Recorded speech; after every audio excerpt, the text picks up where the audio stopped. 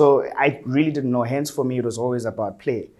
It's only later in my career, and I would say even more so in varsity, where I also started to negotiate my own contracts with my agent. Where I was like, okay, look, we've been doing this for this long, so there is some experience, and this is the show. And if we're gonna be given a lead, maybe we should be playing around this figure over here. But my parents did always teach me to save. I think that was the biggest thing, to save, but to also invest, to do things that will also help you with your career.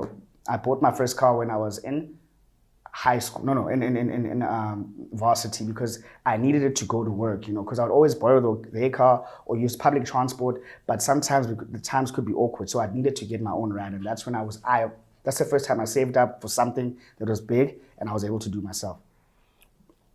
What would you do different now with your child if they had aspirations of getting into the industry? I would definitely open either a bank account for them, but make sure that the money accumulates and invest. I would invest their money. I wouldn't touch it at all. I think sometimes our parents, because they're maybe not necessarily educated, or call it just short time, so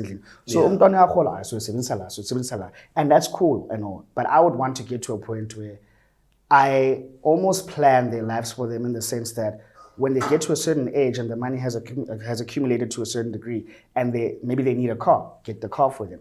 And maybe give them the facade that it's been me, but then give them the papers and lay it down that all of this money actually comes from you. And this is what happens when you determine, and this is what happens when you put your money away. This is what happens when you're smart with your money.